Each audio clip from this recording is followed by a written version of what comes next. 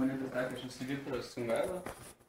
Turbūt aš iš karto pasakyčiau vieną pastabą prieš savo visą paskaitą, kad aš nesu istorikas ir galbūt mano pranešime bus kažkokių istorinių tikslumų. Ir jeigu yra žmonių ypač su istoriniu išsilavinimu, tai aš kviesčiau ir papildyti, patikslinti ir panašiai.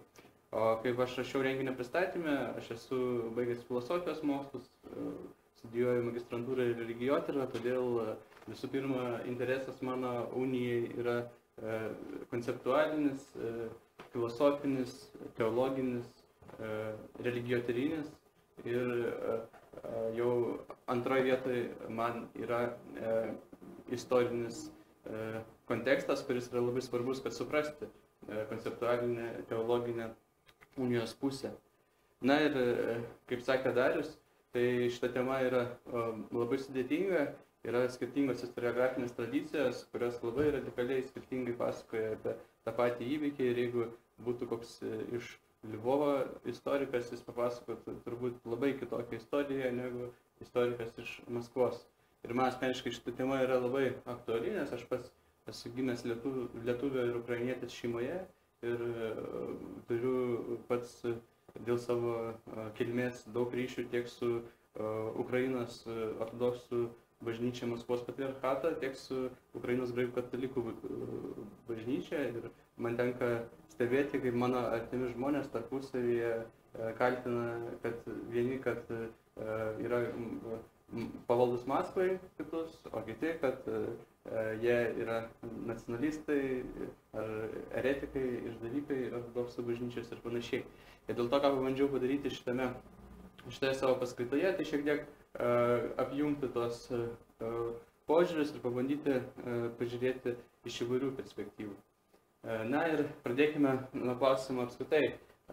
Kas tai yra, mes daugiausiai šnekėsim šiandien apie ryto bažnyčią. Ir dažnai katalikam iš vakarų šalių iš viso neaišku, kas yra tas apeigos arba kas yra rytas. Nes daugelis, pavyzdžiui, Lietuvoje žmonių priklauso lotynų apeigų katalikų bažnyčiai arba vakarų ryto katalikų bažnyčiai, bet jie niekada nėra to girdėję. Ir kai jie išgirsta, kad egzistuoja lotynų apeigos ir rytų apeigos, tai būna labai didelė naujiena. Beveik, absoliučiai dauguma, aš dabar neprisiminsiu procentaliai, gal 97% viso pasaulio katalikų priklauso vakarų ryto katalikybei. Ir dėl to natūralu, kad daugelis tų katalikų neįsivaizduoja, kad katalikybė skirstosi į rytus. Yra ir vakarų skirtingų rytų, daugelis jų, tokių kaip dominikonų rytas, yra nunykę. Ir pagrindiniai du didžiausi rytai, tai pirmoje vietoje yra tas įprastas lotynų apeigų rytas, o antroje vietoje tai yra Ukrainos graikų katalikų bažnyčios rytų rytas. Ukrainos graikų apeigų katalikų bažnyčia yra didžiausia rytų ryto bažnyčia. Na ir aš norėčiau pacituoti iš rytų bažnyčių kanonų kodekso katalikų apibrėžimą, kas yra rytas. Rytas yra liturginis, teologinis, dvasinis ir drausminis palikimas, kuris skiriasi priklausomai nuo tautos kultūros ir istorinių aplinkybių, išreikštas ypatingų tikėjimo išgyvenimo būdu. Tai štai kas yra rytas. Na, jis susijusi samprata su rytu yra vietinė bažnyčia, nes Ukrainos graikų apeigų bažnyčia yra vietinė bažnyčia arba taip vadinama savosios teisės bažnyčia. Tai ortodoksam tai yra prastesnė samprata, nes ortodoksų bažnyčia susideda iš 15 vietinių bažnyčių, o katalikų bažnyčiai lotynų ta apeigų pagrindinė bendruomenė, ji yra pati didžiausia viena bažnyčia ir prastai vėlgi dažnai žmonės nėra susipažinę su to, kad katalikų bažnyčia egzistuoja savos teisės bažnyčios viduje. Na ir tada pakalbėkime apie tai, kas tas yra graikų rytas, kas yra tas teologinis palikimas. Čia Lvovo švento Jurgio katedros tokios skulptūros virš įėjimo į katedrą, kurios, man atrodo, mano nuomonė, kažkaip jos man visą laiką labiausiai išreikšdavo unijos dvasią ir unijos esmę. Kairėje pusėje pavaizduotas popiežius su tiara, ir dešinėje pusėje pavaizduotas patriarchas. Ir jie pavaizduoti virš vienų durų ant jūro. Ir vėliau 20 amžiuje Jonas Paulius II ar ne kalba popiežius apie tai, kad bažnyčia kvėpuoja dviem plaučiais, tokia yra katalikų bažnyčios pozicija, kad yra du tie plaučiai, rytų vakarų, dešinys kairys plautis, kurie sudaro bažnyčios pilnatvę. Tai man atrodo, kad būtent architektūra šitą gražiai kūnė idėją, ką nori pasakyti unitų. Na ir kad mes suprastumėm unitų tą teologinę tradiciją, mes turim pirmiausia žiūrėti į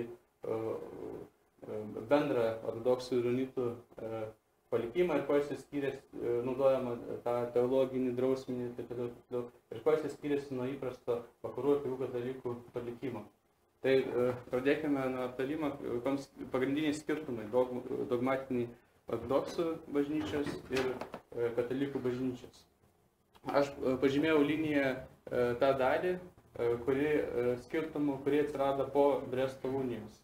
Iki Bresto unijos pagrindiniai nesutarimai buvo tokie, kad ortodoksų bažnyčia moko, kad šventoji dvasia kyla iš tėvo, kaip yra parašyta originaliame Nikėjos Konstantinopolio tikėjimo simbolio tekste.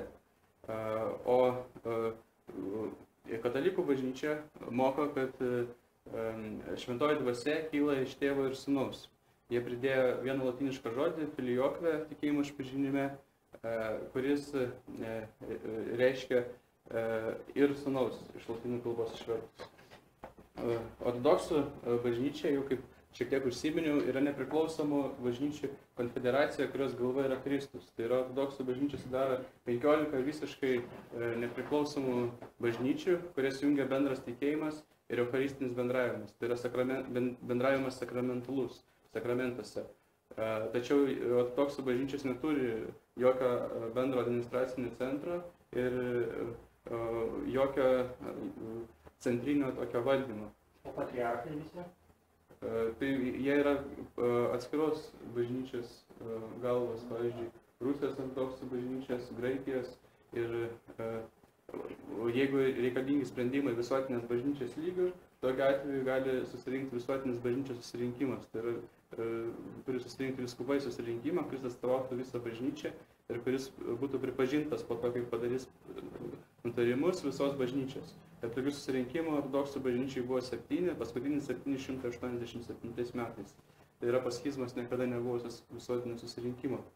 Ir tai reiškia, kad joks patriarchas arba kitas bažnyčios vadovas, vietinės bažnyčios vadovas, jis negali priimti sprendimų, kurie prieštarautų ankstesniem bažnyčios sprendimam, pareigojantiem visuotinę bažnyčią. Jeigu yra visuotinės bažnyčios kanonai, visuotinės bažnyčios tikėjimas, tai joks atskirai patriarchas neturi galios keisti to tikėjimo ir tam reikalingas bendras susirinkimas. O Romos katalikų bažnyčiai išsivystė mokymas apie regimąją ir neregimąją bažnyčios galvas. Neregimoji bažnyčios galva, tai kaip ir ortodoksų bažnyčia yra Kristus, o regimoji bažnyčios galva yra Romos popiežius, Romos vyskupas, kuris yra vadinamas vikarijus Kristi, Kristus vietininkų žemėje. Ir jis yra katalikų bažnyčios galva. Ir jeigu ortodoksų bažnyčia iš principo į popiežystę, kaip ir popiežiaus tą autoritetą, jį tam tikrą prasme pripažindavo iki schizmos.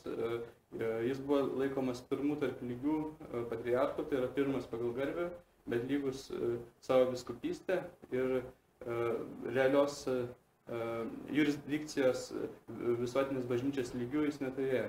Tai Romos katalikų bažnyčiai popiežius turi visuotinę jurisdikciją ir jau taip teologiškai kalbant, skaitasi, kad jis yra vienas iš bažnyčios magisteriumo laidų. Tai yra, jis gali tam tikromis sąlygomis apibrėžti katalikų bažnyčios tikėjimą privalomą visiems katalikams, tam tikromis sąlygomis. Analogiškos pozicijos ortodoksų bažnyčiai neegzistuoja, kad kažkas bažnyčiai galėtų kaip bažnyčios galva apibrėžti visos bažnyčios tikėjimą. Na ir paskutinis skirtumas, jau jis pradėjo vystytis po schizmos, bet Bresto unijos metu jis jau buvo aktualus, tai buvo mokymas apie pomirtinį gyvenimą. Ortodoksų bažnyčia moko, kad egzistuoja tikrojus ir pragaras, yra tam tikrų dar liaudiškų tradicijų susijusių su pomirtiniu gyvenimu, bet iš esmės mokymas yra toks, kad egzistuoja rojus ir pragaras ir jokios tarpinės būklės. O katalikų bažnyčia moko, kad egzistuoja rojus, pragaras ir skaistykla.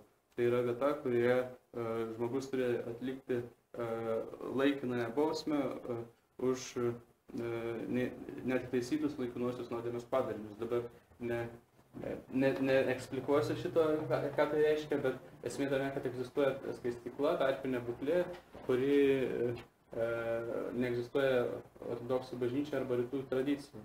Ir tai buvo rimti klausimai. Na, o po to atsirado po schizmas dar 3 nesutarimą tokie akmenys. Tai pirmasis yra 19 amžiuje paskelbta Švenčiausios mergelės Marijos nekalto prasidėjimo dogma, pasak kurios nuo pradėjimo momento Švenčiausia mergelė Marija buvo apsaugota nuo prigimtinės nuodėmės.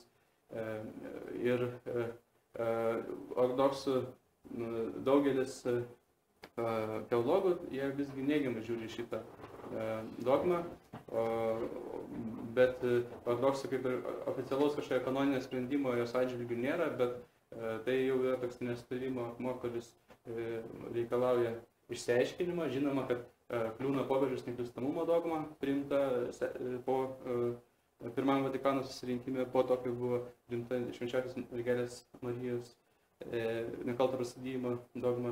Na ir atskiras atvejis yra Švenčiausios mergelės Marijos ėmimo į dangų dogma, paskelbta 20 amžiuje, nes kaip ir tradicija pats teiginys, kad kaip dogma skelbia katalikų bažnyčios, kad savo žemiškojo gyvenimo pabaigoje Švenčiausia mergelė Marija buvo su kūnu paimta į dangų. Toks yra apibrėžimas popiežiaus. Ir kaip ir šitas apibrėžimas, jis neprieštarauja ortodoksų bažnyčios tradicijai, bet yra tokia problema, kad tradiciškai iki pat dogmos paskelbimo tiek rytų, tiek vakarų bažnyčios švęsdavo rugpjūčio mėnesį šventę, kuri vadinasi Mergelės Marijos užmigimas, latiniškai dormicija, rusiškai uspėnija, neslaviškai. Ir tai yra faktiškai mirties iškilmė. Iki jos buvo pasninkaujama ir jos metu buvo pasninkaujama. Rytuose egzistuoja Mergelės Marijos laidotuvių apeigos ir pabrėžiamas buvo mirties momentas, o ne ėmimo į dangų, nors ėmimo į dangų irgi egzistavo. O dabar katalikų bažnyčiai pabrėžiamas ėmimo į dangų momentas, švenčiamas ėmimas į dangų, pasninko prieš ėmimą į dangų nėra.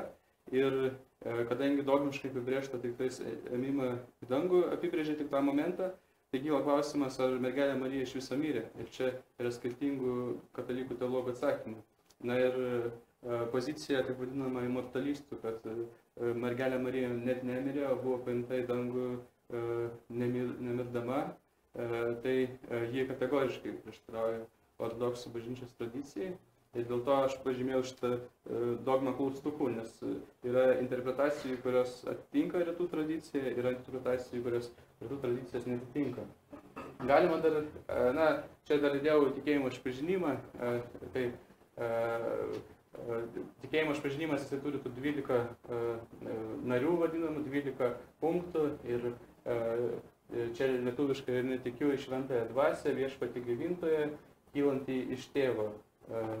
Graikiškai ektu patros, ek porevomen.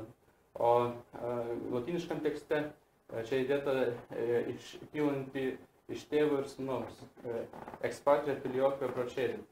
Tai tas vienas žodis filioque ir pradėjo, galima sakyti, schizmą, nes rytiečiai pradėjo prieštarauti prieš jo įterpimą, kadangi visuotinėse susirinkimuose buvo sutarta tikėjimo išpažinimo nebekeisti. O vakariečiai teigia, kad pridėti šitą dalį galima, nes ji neprieštarauja tikėjimo jų nuomonė. Ir šiandien 20 amžiuje, jau po ilgų ekumeninių dialogų, tai vienas iš svarbių aspektų, kuris yra pastebimas, kad iš tikrųjų latiniškas žodis procedit, kuris čia vartojamas, ir ekporevomenon, graikiškas, jie turi šiek tiek skirtingą semantiką. Netgi priešdėlis ek, iš ir latiniškas pro jie reiškia šiek tiek skirtingus dalykus. Ir kai kas sako, kad vien tai galėjo lemti labai didelį norą iš viso nesikalbėti, nes buvo lingvistiškai uždėtas didelę užkardą vienas kitą suprasti. Čia, nepaisant teologinių visų debatų. Labai panaši situacija buvo 4 visuotiniam susirinkime su Armėnų bažnyčia. Kai Armėnų bažnyčia ginčiasi dėl 2 Kristaus prigimčių, jie teigia, kad prigimtis yra viena. Tai apskritai teologam buvo sunku vienas kitą suprasti, nes vieni vartoja graikiškai physis, labai turinčią ilgą istoriją metafizinį sampratą, o Armėnų bažnyčia graikų metafizika nebuvo pažįstama ir čia atidedant į šalį tuos teologinius aspektus, kurie yra labai svarbus, pastebėtina tai, kad tiesiog dažnai žmonės debatuojantis vienas kitą negalėjo suprasti dėl kalbinių priežasčių. Galima būtų atskirą paskaitą daryti apie dvasingumo skirtumus rytų ir vakarų, bet aš norėčiau pabrėžti 2 tokius esminius dalykus. Tai pirmas dalykas, kad apskritai didelis skirtumas šiais laikais ortodoksų bažnyčios nuo katalikų bažnyčios. Ortodoksų bažnyčiai griežtai kalbant egzistuoja dvasingumas, o katalikų bažnyčiai egzistuoja dvasingumai.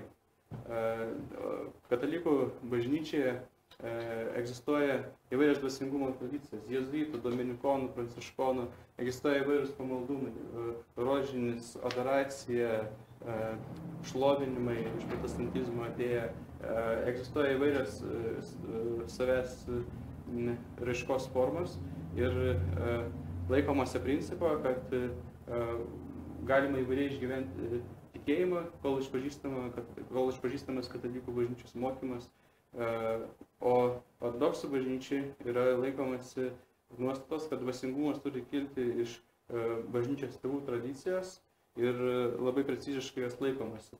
Dėl to labai neigiamai žiūrima į įvairias praktikas, kurios skiriasi nuo pagrindinio to egzistuojančio dvasingumo ir tokio dalyko, kaip pavyzdžiui pamaldumai, tai tokios išraiškos kaip katalikų bažnyčiai mes nematome. Sakykime, šiandien graikų apeigų katalikų bažnyčiai egzistuoja tie pamaldumai įvairius. Unitai dažnai būna praktikuoja, tarkim, rožinį, ko nėra rytų tradicijai, turi adoracijas ir kitas pamaldumo tradicijas perimantis iš vakarų, nes vadovaujasi principu, kaip sakiau, kad tikėjimas gali būti įvairiai išreikštas, svarbu, kad dogmiškai nebūtų prieštaravimo. O ortodoksų tradicija apskritai tai yra susijęs su liturginiu mąstymu, nes ortodoksų bažnyčia yra labai stiprus liturginis mąstymas.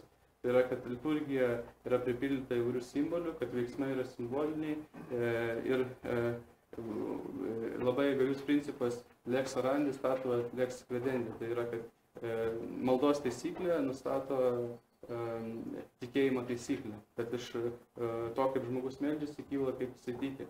Ir dėl to labai žiūrima į tai, kaip žmogus meldžiasi ir koks yra pamaldumas. O antras aspektas, tai čia pirmą pasakiau, kad vienur yra pluralizmas pamaldumų, kitur yra vieno pamaldumo laikomasi. O antras aspektas yra tai, kad katalikų tradicijai yra koncentruojamas į Kristaus žmogiškumą. Tai yra pabrėžiama Kristaus kančia, jo žemiškas gyvenimas, jo žmogiškumas. Yra tradicija, kuri vadinasi imitacija Kristui, tai Kristus mėgdžiamas arba siekimas Kristumi. O rytų tradicija koncentruojamas į Kristaus dieviškumą. Tai yra mokymas apie dievėjimą, božanį, apie teosis. Tai būtent kai kalbam apie siekimą Kristumi, visų pirma suvokiama apie tai suvokia kaip komuniją su Kristumi, kuri dievina ir būtent pirmiausiai Kristos asmenyje pabrėžiamas jo tas karališkumas, dieviškumas ir kartais juokaujama, kad katalikų bažnyčia yra Kalėdų bažnyčia, o ortodoksų bažnyčia yra Velykų bažnyčia, nes ortodoksų bažnyčiai dominuoja prisikėlęs Kristus, o katalikų bažnyčiai dominuoja kenčiantis Kristus arba gimstantis Kristus, žmogiškas Kristus.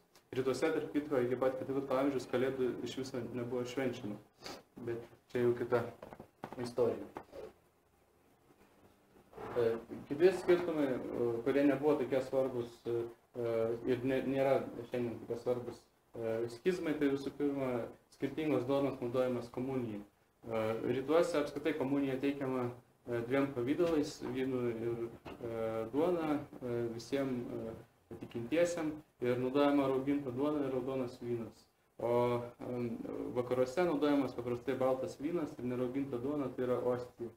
Tai iš esmės, nors tai pačioje pradžioje schizmos kai kam kliuvo, bet iš esmės šiandien tikrai nėra žmonių, kurie ypatingai manytų, kad tai kažkokia didelė problema, kuris skiria bažnyčios. Taip pat yra celibato skirtumas, kad vakaruose įsivystė praktika visuotinio dvasininkų celibato, o rytuose, tame tarpe ir graikų apeigų katalikų bažnyčiai, tai kunigų celibatas yra neprivalomas. Tai yra gali dvasininkai prieš tapdami dvasininkais, prieš priimdami šventimus susituokti ir turėti šeimą. Ir katalikų, tai irgi nėra kažkoks tai skiriantis klausimas, nes katalikų bažnyčiai celibatas yra drausminė nuostata. Tai yra, ji neturi jokio dogminio pobūdžio ir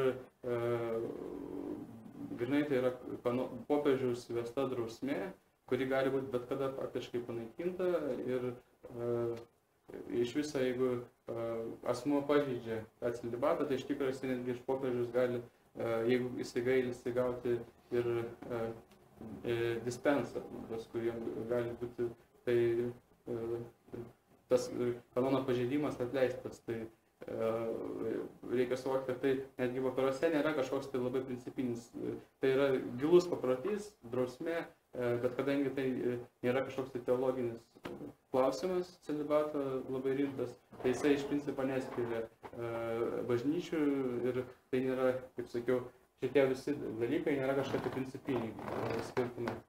Ir paskutinis skirtumas tai yra liturgijos šventimas gavėnios metu, ortodoksų bažnyčiai šekediniais gavėnios metu nekonsekruojamas Kristaus kūnas ir kraujas, o naudojamas iš anksto šeštadienį arba sekmadienį pašventintas atnašas ir švenčiama dar popiežiaus Grigaliaus Didžiojo sudaryta 6 amžiuje iš anksto pašventintų atnašų liturgija ortodoksų bažnyčiai. Ir katalikų bažnyčiai, kaip žinom, konsekracija vyksta visada ir tai irgi toksai skirtumas ir rytų vakarų. Ir kažkada tai buvo pasipiktinimas rytiečių, kuriem buvo labai neįprasta, kad šekediniais pasninko konsekruoja vakariečiai Kristaus kūną ir kraują. Bet tai irgi iš principo šiandien nėra kažkoks tai principinis dalykas, nes tai neturi labai gilios teologinės kažkokios prasmės. Na ir aš jau pradėjau šnekėti apie schizmą ir vykusią 54 metais, tai galėtumėm apskritai šiek tiek pakalbėti apie tai, kaip įvyko formali schizma. Iš tikrųjų, schizmos tos priežastys jos pradėjo formuotis gerokai anksčiau, ta situacija klojasi anksčiau. Ir kas yra įdomu, ką unitų apologetai naudos po Bresto unijos, tai tą faktą, kad iš tikrųjų ši schizma, šiandien mes vadinam didžiąją schizmą, mums atrodo labai rimtas dalykas, labai epochinis, bet iš tikrųjų tais laikais abiem pusėm visiškai taip neatrodė. Nes kas įvyko? Įvyko Konstantinopolio patriarchas, jis pradėjo uždarinėti vakarų apeigų bažnyčias Konstantinopolyje ir pasak gandų, kurie neaišku, čia tiesa ar netiesa, uždaręs vieną bažnyčią, jis išėmė ostijas iš saugyklos, išmetė ant žemės ir sutrikė, dėl to, kad tai buvo nerauginta duona. Bet čia neaišku, ar tai yra toksai propagandinis šmeižtas, ar tai buvo iš tikrųjų. Ir atvyko popiežius legatas, kardinolas Humbertas, aiškinti situacijos, kodėl persekiami vakarų apeigų krikščionys. Buvo viena bažnyčia. Ne? Tai jis bandė patekti pas patriarchą į audienciją, bet patriarchas jo nepriiminėjo. Humbertas laukia ir jis priima sprendimą popiežiaus vardu parašyti laišką, kurį palieka ant altoriaus Konstantinopolio katedroje. Ir laiške parašyta, kad popiežiaus vardu Konstantinopolio patriarchas ir visi jam pritarintis yra ekskomunikuojami nuo visuotinės bažnyčios. Ir vienas iš tokių faktų labai įdomių, kad tuo metu, kai rašė kardinolas šį laišką, popiežius buvo miręs. Buvo sėdė vakantė, buvo tuščia katedra Romoje. Ir jis rašė laišką mirusio popiežiaus vardu. Ir yra klausimas apskritai apie ekskomunikos galiojimą. Bet kokiu atveju Konstantinopolio patriarchas perskaitęs ekskomuniką, jis į tai reagavo ekskomunikuodamas nuo visuotinės bažnyčios popiežiaus legatus ir visus, kurie pritarė popiežiaus legatam. Daugelis rytų patriarchų, jie palaikė šitam ginče Konstantinopolio patriarchą ir kas įdomu, kas šiandien dažnai pamirštama, kad Didžiosios Britanijos salyno bažnyčios taip pat palaikė Konstantinopolio patriarchą ir vėliau buvo karinis konfliktas tarp žemyninės Europos ir Didžiosios Britanijos dėl nepaklusimo Romos popiežiui. Ir amžininkai šitą įvykio faktiškai net nemini ir jie neįtin gilinasi jo svarstymą, nes jis atrodė eilinės virtinėje ginčų dviejų vyskupų siekiančių valdžios, tai popiežius ir patriarcho Konstantinopolio. Vienas iš ginčų, kuris praeis porą dešimtmečių ir pasibaigs. Bet visas aplinkybės, taip sakant, visas kortas sumaišė kalžai su musulmonais ir aišku, ypač kryžiaus žygiai, kurie šiaip prasidėjo prašant Konstantinopolio imperatoriui ir Konstantinopolio patriarchui pagalbos kovoje su musulmonais. Bet kaip mes žinome, 4. kryžiaus žygis jau iš viso buvo nukreiptas prieš Konstantinopolį, jis nebuvo planuotas toks, bet taip įvyko, jo metu buvo sudegintas Konstantinopolis. Ir taip konfliktas rytų vakarų gilėjo ir pasirodė, kad šitas ambicingas konfliktas peraugo į jau 1000 metų besitęsiančią dviejų bažnyčių schizmą. Ir iki Bresto unijos jau buvo bandymai panaikinti šitą schizmą 1054 metų. Tai pirmasis bandymas vyko antrajame Liono susirinkime. Ir Konstantinopolio patriarchas Mykolas, imperatorius Mykolas VIII Paleologas, jis inicijavo šitą susitikimą Lione ortodoksų ir katalikų pusę ir jis tikėjosi panaikinti šitą schizmą, o aplinkybės buvo tokios, kad po 4. kryžiaus žygio tada buvo sukurta Lotynų imperija ir visgi su laiku Konstantinopolio imperatoriui pavyko atsikovoti savo žemės atgal ir jis nebenorėjo kariauti su katalikais, norėjo susijungti ir kad jie padėtų kovoje su musulmonais, kad nebebūtų karinės tokios grėsmės iš abiejų pusių. Ir pagrindiniai klausimai, kurie tuo metu iškilo, tai buvo popiežystė, kryžiaus žygių problema ir filiokvė. Tai iš esmės buvo nuspręsta, kad tiesiog turi ortodoksų pusė pripažinti popiežiaus autoritetą ir turi įstatyti filiokvę. Ir graikiškame tekste tiesiog buvo išpažinimo įstatyta kėjos, kad ir iš sūnaus kyla šventoji dvasia. Ir mišių metu Lione skambėjo tikėjimo išpažinimas graikiškai, kur 3 kartus skambėjo frazė, kad šventoji dvasia kyla iš tėvo ir sūnaus.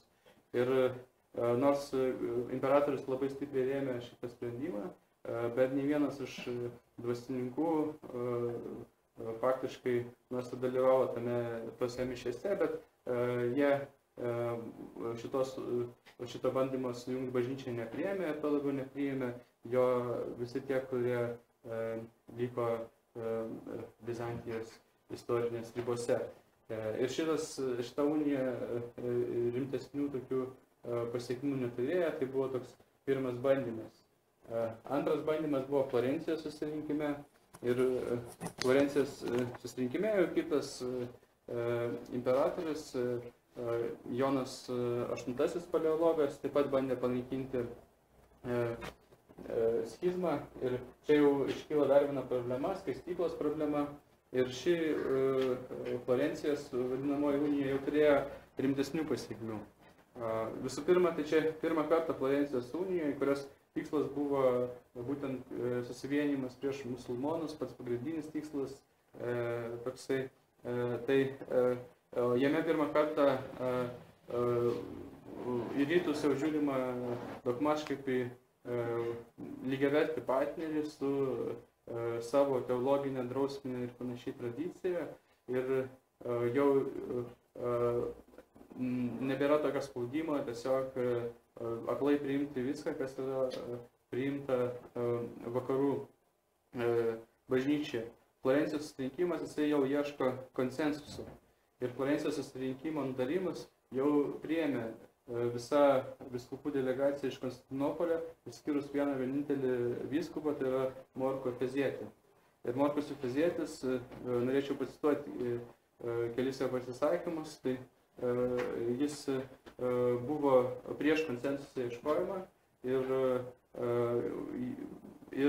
vėliau, kai grįžo delegacija į Konstantinopolį, tai jis tapo tiesiog herojumi tokių bažnyčios, nes niekas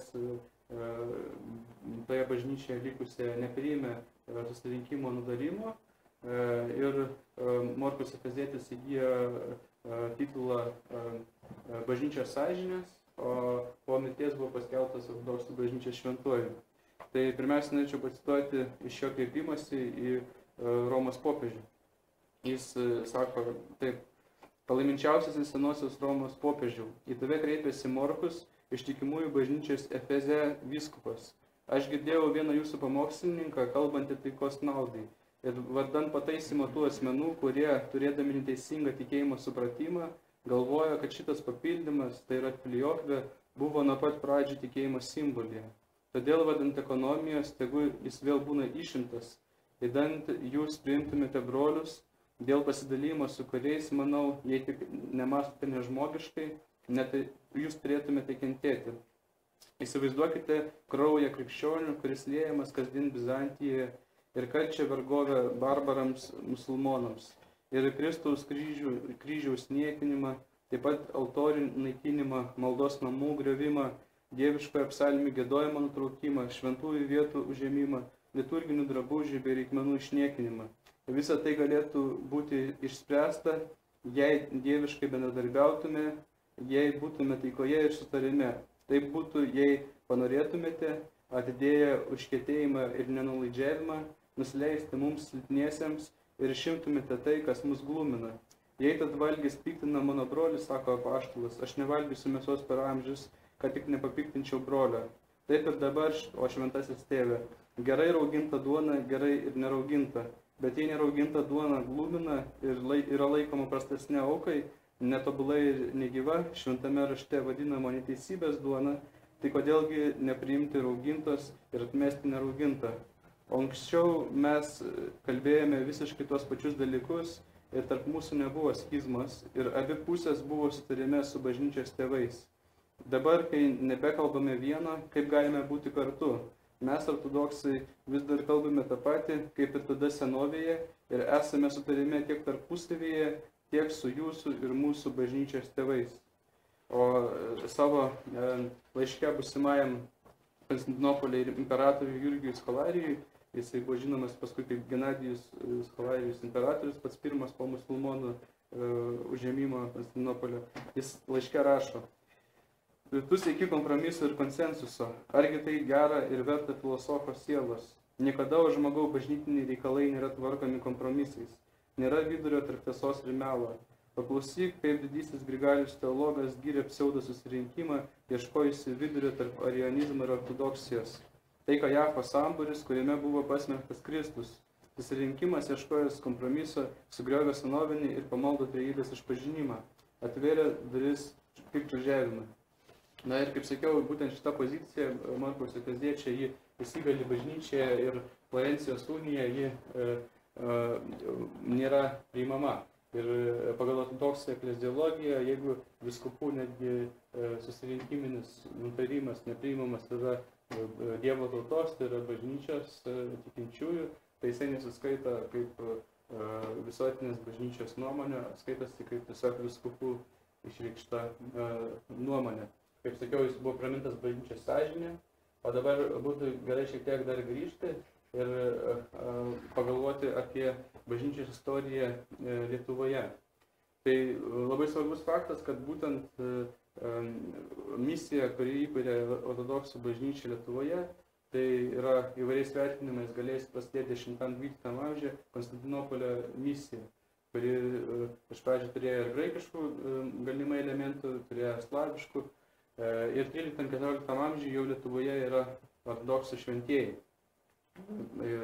1316-17 ten yra įvairių datų, aš paėmiau vėliausią, įkuriama pirmoji Lietuvos metropolija Gedimino prašymu. Gediminas rašo laišką Konstantinopolio imperatoriui ir patriarchui, Novgorduke įkuriama katedra, kuri taip ir vadinasi Lietuvos metropolija ir egzistuoja maždaug iki 14 amžiaus pabaigos, kai yra sujungiama su Kijevo metropolija.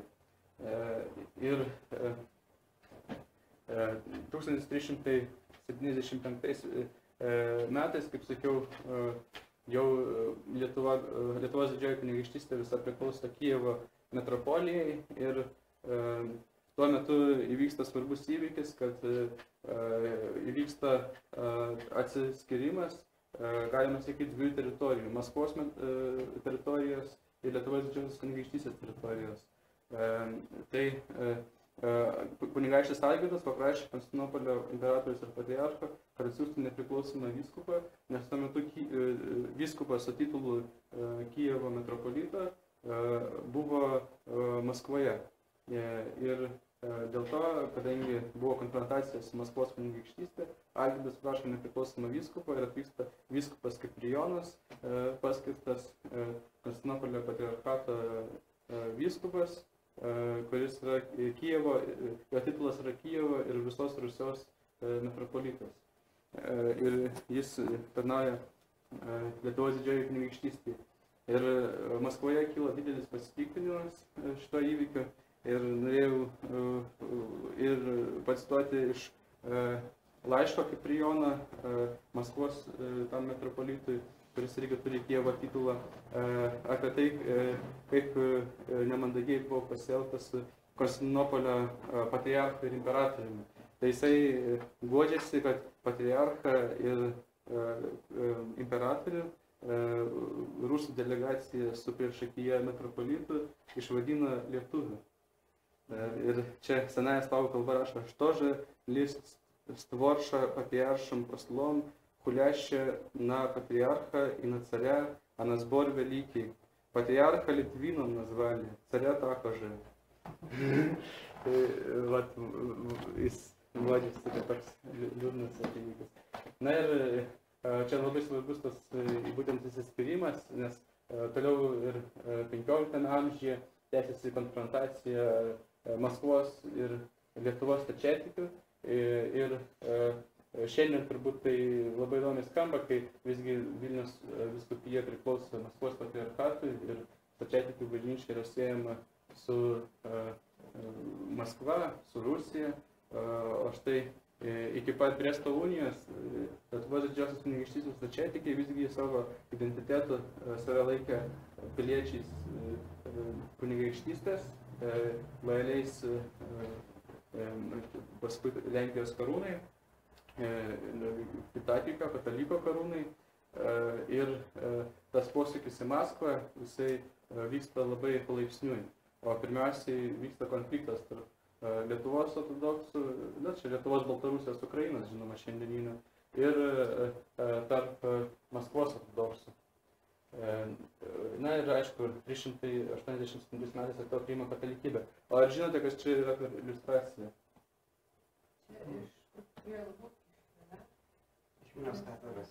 Taip, čia yra iš arkikatedros, aš paėmiau kaip iliustracija tokia glaudžių santykių rytų vakarų Lietuvoje. Vilniaus arkikatedros požemėse yra šita freska, kuri yra tapyta ortodoksų akivaizdžiai ikonografo, kuris žinojo vieną skirtumą ikonografinį nukryžiavimo tapimo katalikų ir ortodoksų, kad katalikai vaizduoja Kristaus kojas prikaltas vienam vinimi, o ortodoksų ikonografijai vaizduojamas prikaltas kojas dviem vinimi. Dėl to šitas ikonografas ortodoksų viską nutapė kaip ortodoksų freską tipinę, bet prikaltas kojas vienam vinimi, kadangi užsakovai buvo katalikai, katalikų arkikadrai. Na, žinoma, taip pat esame turbūt girdėję, kad Trakuose Vytautas taip pat Vatikinėse rūmuose užsakinėjo freskas ortodoksų rytų stiliaus. Tai toks glaudus susidūrimas dviejų kultūrų. Apie ginčus su Maskva dar svarbu paminėti, kad 1448 metais įvyksta Konstantinopolio ir visuotinės ortodoksų bažnyčios schizmas su Maskvos metropolija naujaja. Schizmas viena pagrindinių priežasčių buvo Kijevo ir visos Rusios patriarcho, tai yra LDK patriarcho to Izidoriaus sprendimas palaikyti Florencijos uniją su motivacija, kad tai būtų bažnytinė sąjunga apsiginti Konstantinopoliui nuo musulmonų. Ir Izidoris grįžta į LDK, jisai vyksta į Maskvą ir jisai nepriimamas Maskvoje, jam apskritai daug ortodoksų jį atsisako priimti ir jo statusui iškyla pavojus, o Maskvoje pasirėmus iš to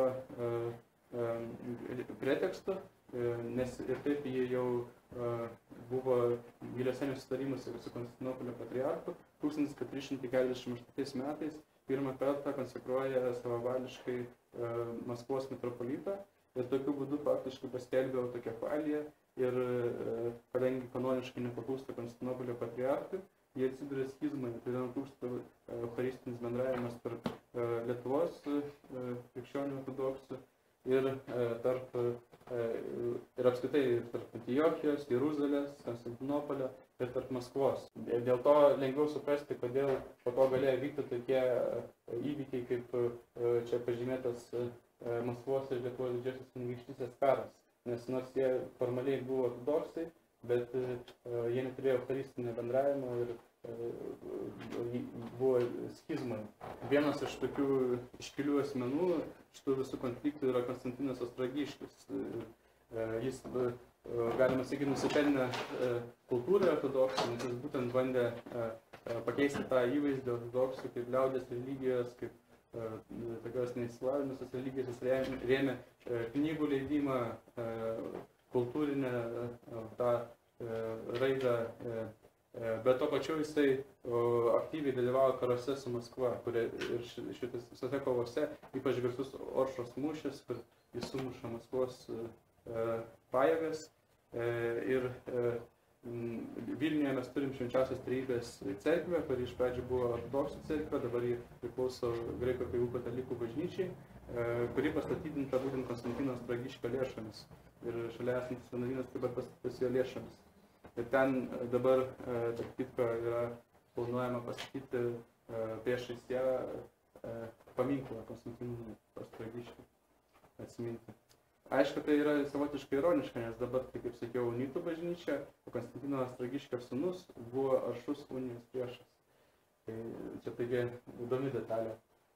Na, o šiandien galima sakyti, ukrainiečių tautai kažkiek tai gali konfliktą, štai kiekam gali būti kažkiek tai suvokiama kaip telkianti asmenybė, nes nepaisant to, kad apskritai, aišku, nebūtinai čia pabrėžti tai, kad jis kovoja su maskviečiais ar panašiai, bet jisai išreiškia būtent tokią pilietinę savimonę, kad jis buvo Lietuvos didžiosios kunigaikštystės pilietis, lojalus karaliui Lenkijos, bet jis tuo pačiu nebuvo katalikas. Ir tai toksai jo svarbus asmenybės bruožas. Na ir kai kas kildina Aušros vartus, būtent iš Aušros, susijęs su Aušros mūšiu, kad slaviškas pavadinimas Ostrobramskija ar Ostrobramo tvrata, tai būtent, kad galbūt susijęs su Ostrogo miestu ir su to, kad Konstantinas Ostrogiškis aukojo Aušros vartų statymą. Bet čia kaip mačiau, tokia pusiau gal legenda, reikėtų istorikų paklausti, kiek čia yra rimti teiginiai. Na ir aš jau įvardėjau faktiškai tam tikras aplinkybės unijos kūrimas, bet dabar galima būtų skirti dvi svarbiausias, aš norėjau pasakyti, kad įvardėjau schizmos priežastis, dabar svarbiausias galima būtų įvardyti ir unijos priežastis Lietuvos didžioji kunigaikštystėje susiformavusios. Dvi pagrindinės aplinkybės, kurios privedė prie unijos, tai visų pirma yra Konstantinopolio žlugimas. Musulmonai 1453 metais užima Konstantinopolio miestą ir faktiškai Konstantinopolio patriarchas tampa sultono įkaitu ir labai daug Konstantinopolio patriarchų Osmanų imperijos laikotarpiu miršta ne sava mirtimi, jie yra nužudomi. Naudojamas tuo, nes už rinkimus Konstantinopolio patriarcho reikėjo mokėti duoklę sultonui ir sultonas, kai norėdavo pinigų, tai nužudydavo Konstantinopolio patriarchą.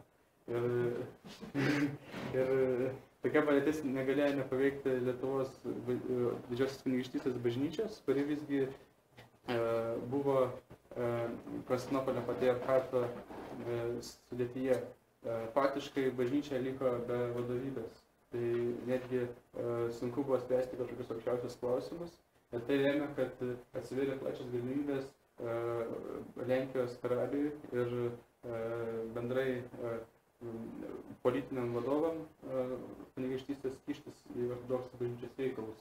Ir faktiškai karalius pradėjo lemti visus vyskupų skirimus ir labai aktyviai kištis visus bažnyčios reikalus. Antrasis momentas yra vadinamų ortodoksų brolijų steigimasis Lietuvoje. Tai yra pasauliečių faktiškai organizacijos, kurie siekia valdžios bažnyčioje. Ir iki šiol egzistuoja tokios organizacijos, stačiatikių brolija Lietuvos, pavyzdžiui, kurios, galima sakyti, tam tikrą prasme konkuravo su vyskupais. Ir vyskupam darė didelį įspūdį pokyčiai katalikų bažnyčiai po Tridento susirinkimo, kai buvo labai sugriežtinta bažnytinė disciplina ir įvestas klerikalizmas, tai yra akivaizdus paklusimas dvasininkų valdžiai. Vyskupai tapo bažnyčios galva ir nekvestionuojama ir buvo aiškiai palanė disciplina. O ortodoksų bažnyčiai štai pradėjo valdžia kištis į bažnyčios reikalus, pasauliečiai pradėjo į brolijas būtis ir irgi reikalauti balso bažnyčioje ir vyskupam savo kažkokią tai vyskupišką valdžią rodyti pasidarė kraštutinai sunku. Ir unija su Roma atrodė labai patrauklus sprendimas vien ir administraciniu požiūriu, kad atkurti vyskupų valdžią bažnyčiai. Sekundėlę turiu klausimą. Aš esu girdėjęs minėti apie dvi brolijas, tai yra Šventosios Dvasios brolija ir Šventosios Trejybės brolija, bet jos daug vėlesnės ir aš nesu girdėjęs, kad tokiais metais jau buvo brolijos. Tai jos buvo?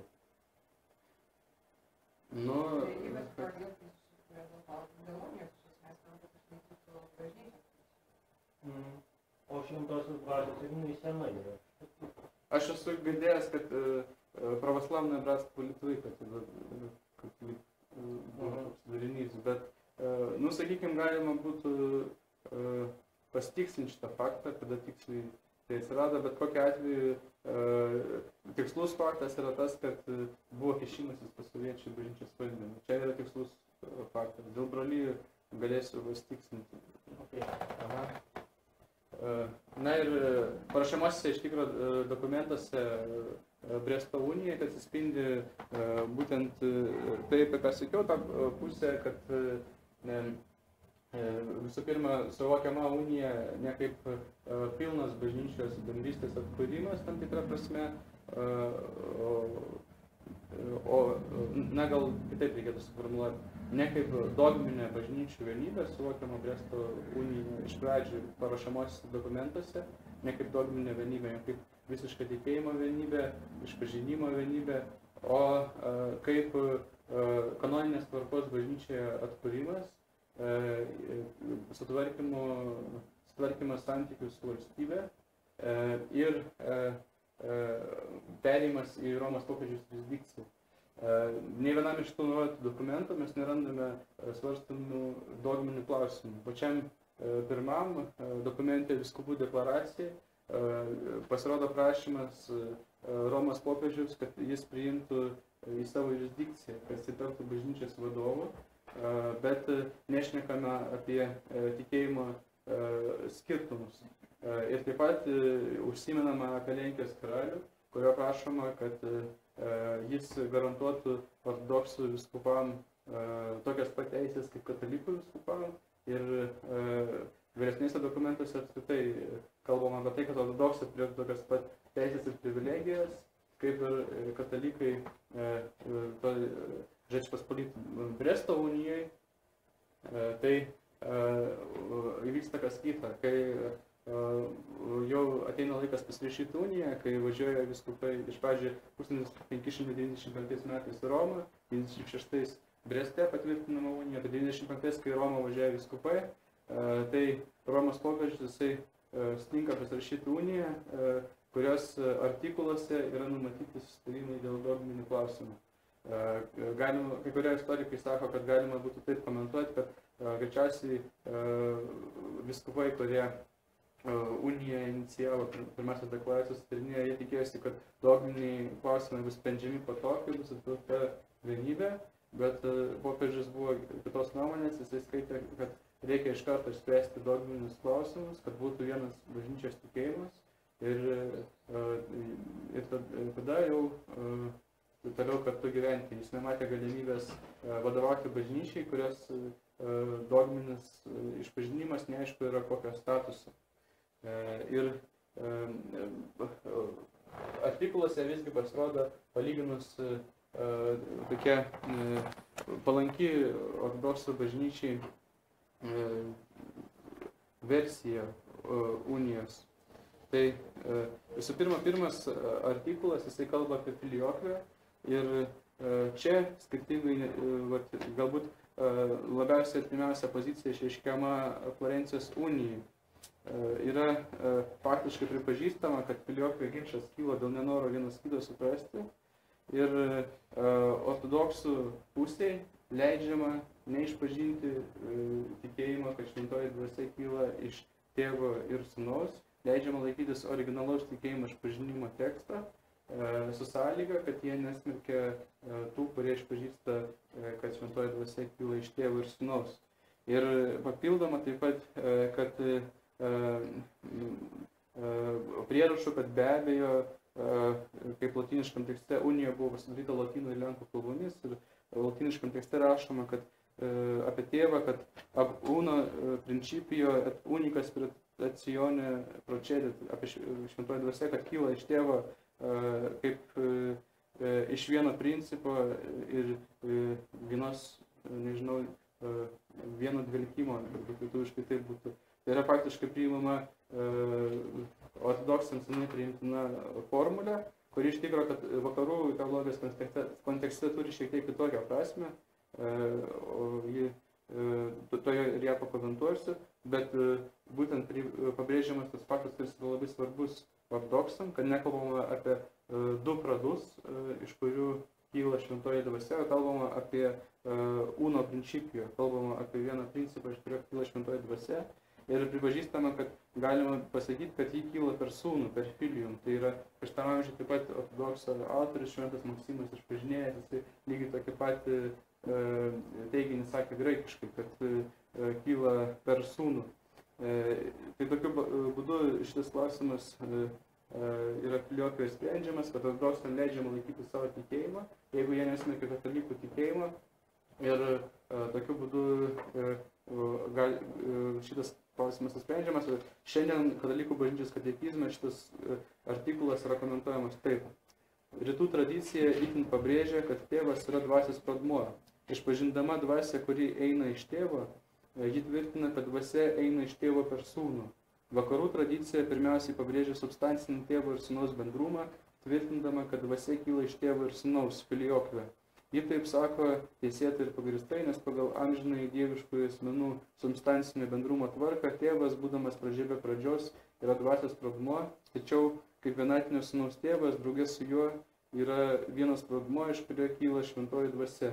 Tokie teisėtai vienas kitą papildantieji požiūriai, jei nėra per daug akcentuojami, nepažeidžia tikėjimo minėtą paslaptimi ir tapatumo.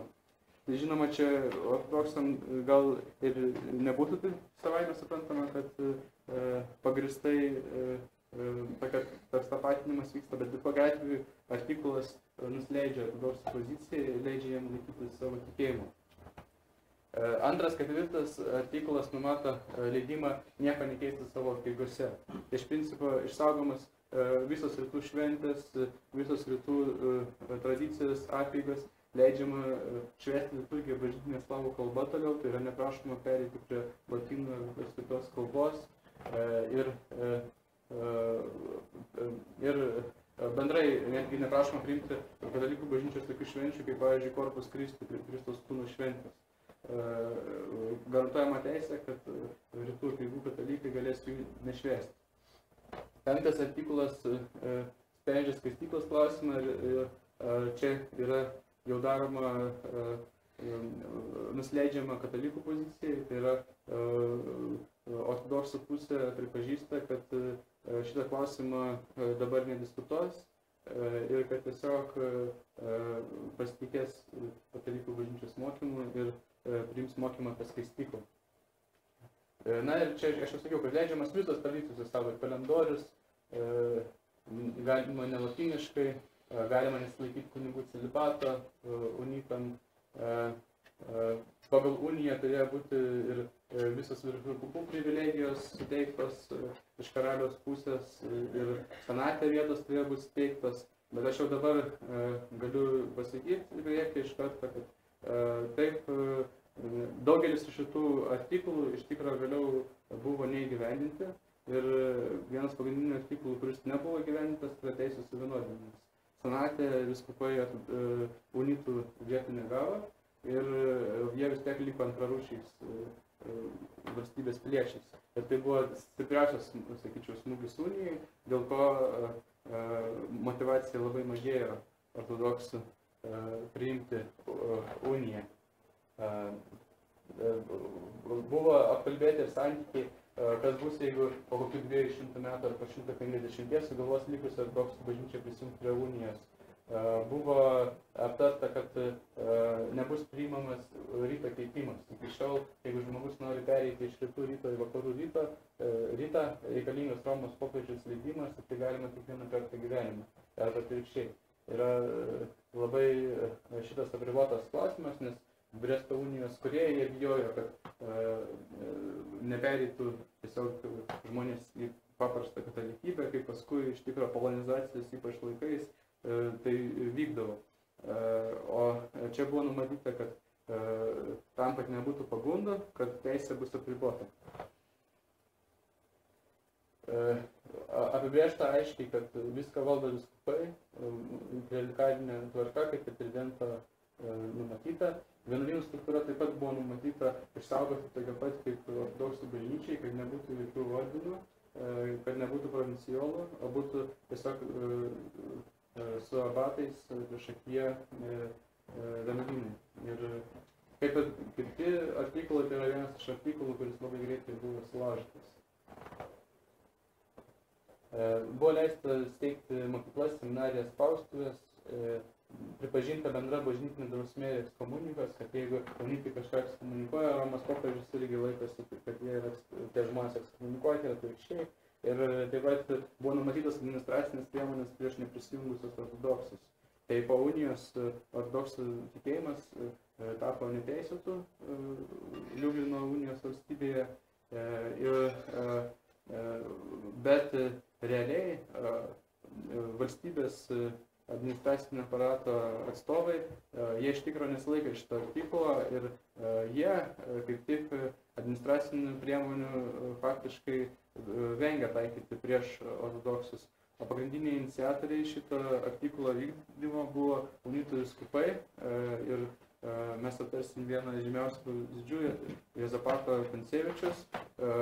Jie skaitė savo teisę drausti ortodoksam švęsti bažnytinės apeigas, jeigu jie nėra prisijungę prie unijos. Ir remdamiesi šito unijos artikulų, būtent jie gynė, kad tai yra jų teisė. Ir dėl to jau paskui dešimtmečius faktiškai kelis vyksta labai stiprus konfliktas tarp ortodoksų, kurie yra nelegali konfesija, ir tarp unitų, kurie gina savo teisę riboti ortodoksų religinės teises.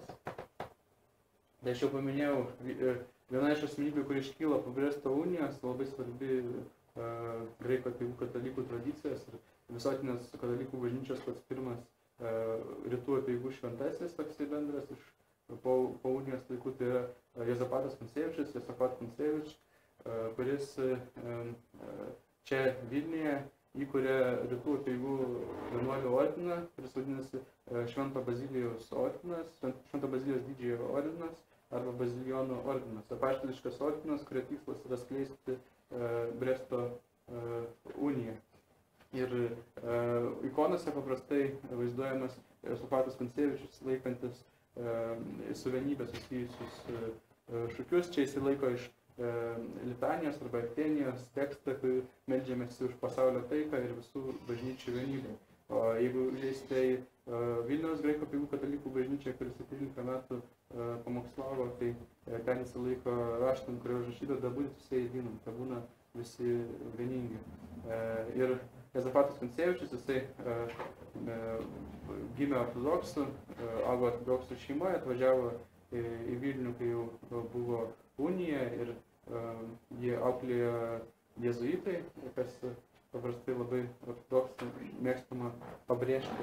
Ir jis viena vertus garsėja Vilniuje kaip asketas, labai toks uolus, ir tampa taip pat dvasininku, pamokslininku, ir jis vėliau ir pradeda keliauti, ir jo tikslas yra atversti žmonės į uniją. Ir tais laikais žmonės jį pravadžiavo dušachvat, sielų grobiku, tai unitų hagiografijose tai tapo ir pašlovinančių terminų, ortodoksų, tai toks paniekinamas terminas, kad jis atvertinėja visus labai sėkmingai. Buvo vienintelė vieta, kuri susidūrė su aršiu pasipriešinimu, tai Kijevo Pečerskoje Lavra. Ten jam nepavyko atversti vienuolių į uniją, ir ten jį norėjo sumušti ir jam teko iš ten bėgti. O jis tapo vyskupu ir, kaip sakiau, yra likęs Kuncevičius laiškas, kuriame jisai komentuoja savo santykius su ortodoksais, nes ortodoksai rašė karaliui skundus apie tai, kad jis juos persekioja, ir jis komentuoja, kad visa tai yra išmislai, išskyrus vienintelę dalį, kad jis neleidžia jiems švęsti bažnytinių apeigų. Savo laiške Kuncevičius patvirtina, kad tai yra tiesa, nes jis sako, aš esu kanoninis šitos jurisdikcijos vyskupas, ir tai yra mano teisė riboti kažkieno teisę čia švęsti bažnytinės apeigas, ir jis neleidžia kunigam, kurie nepriklauso unijai, švęsti apeigų. Ir Kuncevičius suformuoja šiuolaikinę faktiškai, sakyčiau, istoriosofinę koncepciją apeigų katalikų bažnyčios. Nes jis sako, kas yra Vladimiro krikštas. Čia iš tikrųjų labai tokia, aš sakyčiau, didelę dalį tiesos turintis tas teiginys pirmasis, kad sako, kas yra Vladimiro krikštas. Vladimiro krikštas 989 metais yra krikštas katalikų arba visuotiniai bažnyčiai, ta prasme, kad schizmos dar nebuvo. Ir čia labai įdomus toks faktas, nes Maskvos ideologijose, ypač rusų pasaulio ideologija, yra pabrėžiama tai, kad pasirinko Vladimiras atsėdinę katalikų ortodoksų krikštą. O Kuncevičius pabrėžė, kad tuo metu schizmas nebuvo. Ir bažnyčia buvo viena. Ir taip jis pasirinko rytų apeigas, ne vakarų apeigas. Bet jūs norėjote kažką? Anesėkit buvo grėkiai latinėlė. Graikų apeigos, lotynų apeigos. Lotynų tapo katalikais, graikų tapo ortodoksais. Taip. Bet vis tiek jau buvo skirtumai. Bet tai buvo ta pati bažnyčia. Buvo viena bažnyčia, bet nebuvo taip, kad popiežius buvo galva bažnyčios. Nes buvo keturi kiti patriarchai. Na taip. Taip, aš su jumis sutinku, bet pagrindinė Kuncevičiaus mintis yra būtent ta, kad bendrai Jeigu paklausytume, pavyzdžiui, kad ir Aleksejus Osipovo, žymus Maskvos teologas, jisai neseniai, kai Vladimiro buvo krikšto metinės, jis sakė viešą kalbą, kurie aiškina, kodėl Vladimiras pasirinko pravoslavų tikėjimą, ortodoksų tikėjimą, o ne katalikų tikėjimą. Bet esmė tame, kad tokio pasirinkimo Vladimiro laikais nebuvo. Buvo graikai ir buvo lotynai, kurie buvo viena bažnyčia. Ir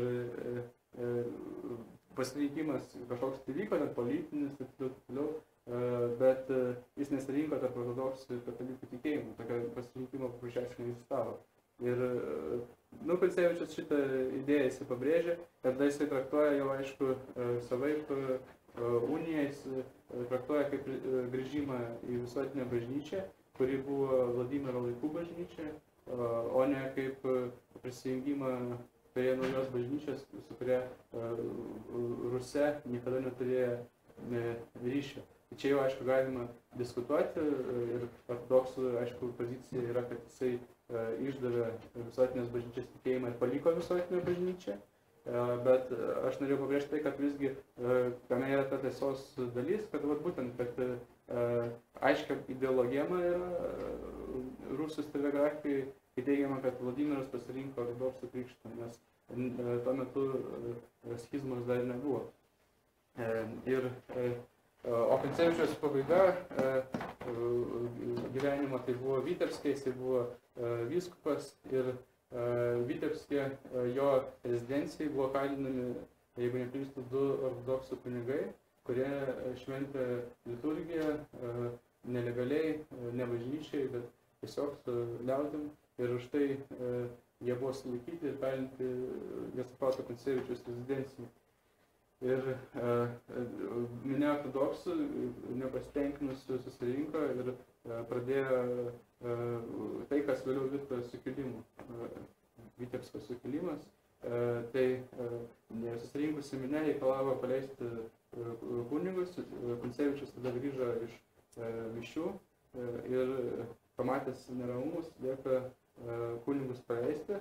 Bet kai minia tik pamatė Kuncevičių, tai visi pasipiktinę jį paėmė, nužudė, jo kūną vilko per visą Vitebską ir įmetė į upę ir taip toliau. Jis dabar skaitosi katalikų bažnyčios kankinys. Na ir tokia Kuncevičiaus kontroversiška gyvenimo pabaiga. Na ir kaip sakiau, jisai įkūrė bazilijonų ordiną, taip atrodo tipinis bazilijonų vienuolis. Kaip sakiau, tai apaštališkas ordinas, šiaip jie pagal idėją turėtų sekti rytų tradiciją, rytų apeigomis, bet visgi tai nėra kontempliatyvus ordinas čia. O kitas klausimas apie tos skirtumus kontempliatyvaus apaštališko ordino katalikų bažnyčiai. Ir kaip sakiau, tai šiek tiek pakeitė tą situaciją, kuri buvo numatyta unijoje, nes unijoje buvo numatyta, kad rytų apeigų krikščionys neturės ordinų, o čia įkūriamas yra jau ordinas unijoje. Kaip sakiau, visą tai vyko Vilniuje, ordino įkūrimas ir Kuncevičius gyvena Švenčiausios Trejybės ortodoksų vienuolyne, kuris po unijos atiteko unijai. Ir Švenčiausios Trejybės vienuolyne įsikūrė bazilijonų ordinas. Na ir ten šiandien irgi, ten gyvena šiandien simboliškai 2 bazilijonų vienuoliai. Taip pat toks palikimas unijos simbolinis yra kaimas bazilijonų prie Šiaulių netoli. Tai buvo 18 amžiuje atkviesti bazilijonų vienuoliai į Šiaulių apylinkės, kur buvo įkurtas jų vienuolynas ir pastatyta jų bažnyčia, jų mokykla. Ir šiandien tas kaimas tebėra, tas simbolinių pavadinimų, bet cariniais laikais vienuolynas buvo panaikintas, iš pradžių paverstas ortodoksų vienuolynu, paskui iš viso uždarytas.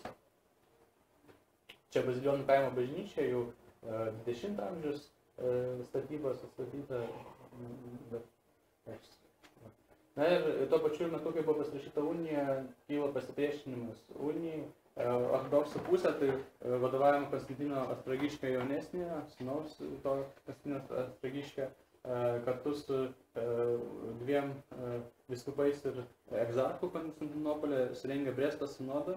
Ir Bresto sinode yra pasmerkiama Bresto unija, paskelbiama ta pati pozicija faktiškai Morkaus ir Kaziečio, kad konsensusus nėra tvarkomi bažnyčios reikalai ir laikomasi griežtos ortodoksų tikėjimo ištikimybės ir prasideda tasai, kaip sakiau, pogrindžio periodas, kai iš pradžių ortodoksų bažnyčia iš vis neturi jokio turto, tai yra nelegali konfesija, persekiojama konfesija ir vyksta religinės kovos ortodoksų su katalikais ir ortodoksų su unitais.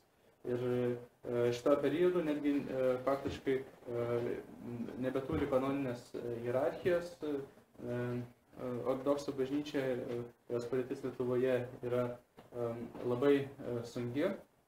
Ir čia nurodžiau datą 1620 metais, kada Jeruzalės patriarchas Johanas III, jisai atkuria čia kanoninę hierarchiją, paskiria vyskupą ir atsikuria visa čia bažnyčios tvarka. Na, su tuo, ten pirmiausiai buvo kitoj gatvės pusėje nuo Švenčiausios Trejybės vienuolyną, rusų grafienės žemėse buvo pastatyta medinė cerkvė Šventosios dvasios titulo, kur laikinai glaudėsi ortodoksų vienuoliai. Vėliau buvo gautas leidimas pastatyti vienuolyną ir mūrinę bažnyčią su sąlyga, kad statys katalikų architektai ir taip atsirado šiandieninis Šventosios dvasios vienuolynas, pastatytas baroko katalikišku stiliumi. Taip. O 33 metais ortodoksam grąžinamas teisės, tai pasidaro legali religinė konfesija. Ir tai faktiškai yra tas periodas, kuria vyksta tas, kaip sakiau, didysis posūkis į Maskvą. Maskva įmama traktuoti kaip ortodoksų teisų gynėja, nes Konstantinopolis yra žlugęs, ortodoksai šitose žemės Lietuvos didžiosios kunigaikštystės yra persekiojami ir Maskva kaip ir tampa pagrindiniu tokiu šaltiniu paramos. Ir svarbiausias, taip pat dar svarbus įvykis yra 1946 metais unija, apie kurią taip pat mažai kas žino, tai yra vadinama Užgorodo unija, kurios metu sukūrėma Užkarpatyje rusėnų, graikų, katalikų bažnyčia, irgi egzistuojant iki šiol. Nedaug kas žino, kad ta antra tokia unija buvo. Ir jie taip pat yra savos teisės bažnyčia ir tos bažnyčios daugelio narių identitetas yra būtent rusėnų identitetas, tai tas Lietuvos didžiosios kunigaikštystės tautos rusinė, toks specifinis identitetas. Ir visi tie veiksmai, unijos primiktinėjimas, ortodoksų persekiojimas, jie, galima sakyti, kad tampa labai svarbia dalimi to, kas išprovokavo Bogdano Chmelnickio sukilimą. Sukilimas iš pradžių vyko ne dėl religinių priežasčių, bet paskui Bogdanas Chmelnickis labai aiškiai jau deklaruoja, kad jisai kovoja už ortodoksų tikėjimą ir už ortodoksų laisvę. Ir Bogdanas Chmelnickis svarsto apie galimybę prisijungti prie Osmanų imperijos, tam, kad kaip Konstantinopolio patriarchas, kaip ir Ukrainos ortodoksus kontroliuotų sultonas.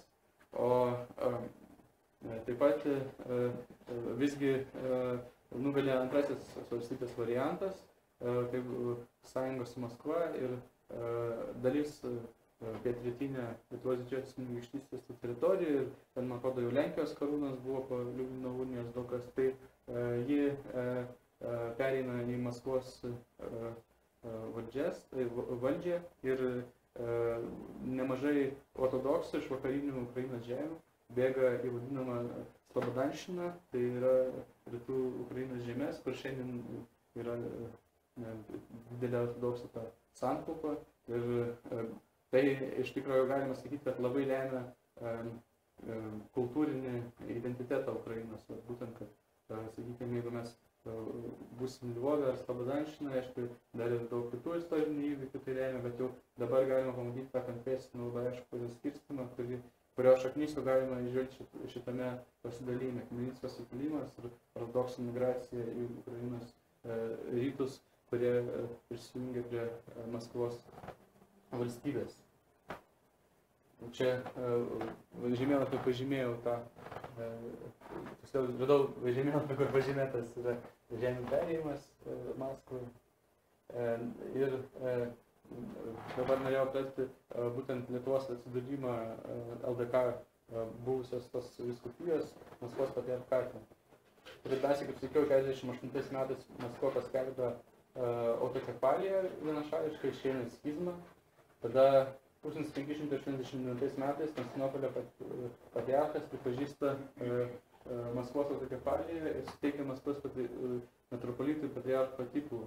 Tai viena pagrindinių aplinkybių, čia daug kas svarsto, kaip tai įvyko. Iš tikrųjų, labai svarbus klausimas, aš norėčiau vien tai viską suvesti, bet labai svarbus aspektas buvo tai, kad eilinį kartą sultonas reikalavo pinigų iš Konstantinopolio patriarchijos ir Konstantinopolio patriarchas vyko per savo Kijevo metropoliją, prašydamas aukų Konstantinopolio patriarchatui ir paskui jis nuvyko prašyti į Maskvą aukų. Ir kai jis buvo Maskvoje, sutiko didelę sumą pinigų paaukoti Konstantinopolio patriarchato išsaugojimui, su sąlyga, kad bus atkurtas normalus kanoninis bendravimas ir pripažintos Maskvos bažnyčios teisės. Kad tokiose aplinkybėse Maskvos bažnyčia įgyja kanoninį statusą ir normalizuojasi, kaip matote, prieš pat uniją normalizuojasi kanoniniai santykiai su Maskva visuotinės ortodoksų bažnyčios. Ir jau Khmelnytskio sukilimo metais, tai mes turime Maskvoje kanoninę normalią bažnyčią, kuri yra traktuojama kaip ortodoksų teisių gynėja. Ir normalu, kad po Khmelnytskio sukilimo 85 metais Konstantinopolio patriarchas, kuris realios valdžios vis tiek neturi šitai žemėj, jis savo tomusu, oficialių dokumentų paveda Lietuvos didžiosios kunigaikštystės ir Lenkijos valstybės žemių ortodoksų globą Maskvos patriarchui. Tai tampa oficialiai Maskvos patriarcho jurisdikcija ir taip yra iki šių dienų. Na ir mes galime pasiekti iš karto, kad netrukus po unijos prasidėjo procesas, kuris vadinasi latinizacija. Tai buvo pažeidžiant iš tiesų pradinį unijos sumanymą, vykdyta rytų latinizacija.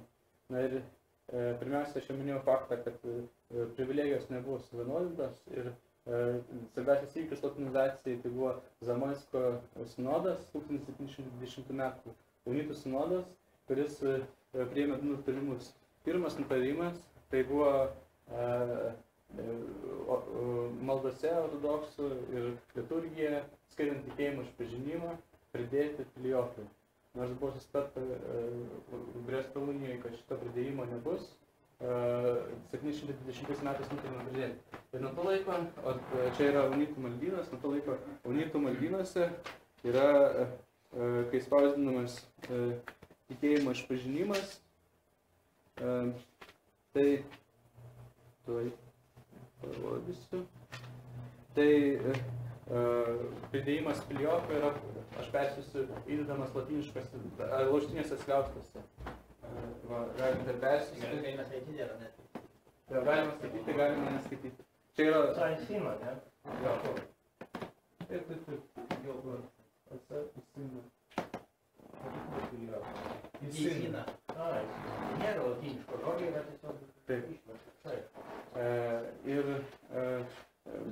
čia yra Romoje išleistas 1921 metais maldynas. Ir šiaip iš tikrųjų 1936 metų tai buvo paplitę maldynai, kuriuose dažnai laužtinių spaustų nebėra. Tai iš viso tokio nutarimo nebuvo, kad be laužtinių spaustų spausdinti, bet taip atsitiko istoriškai ir dabar galima unitų maldynų rasti. Aš, kai buvau Švenčiausios Trejybės bažnyčia unitų, tai aš žiūrėjau, kad yra ir maldynų, kuriuose yra laužtinių spaustų laikomas ir yra, kur nesilaikoma. Tai, o šiaip Zamoisko sinodas nusprendė laužtinius skliaustus dėti. Ir taip yra pirmas artikulas Bresto unijos faktiškai išeina į užmarštį į praeitį.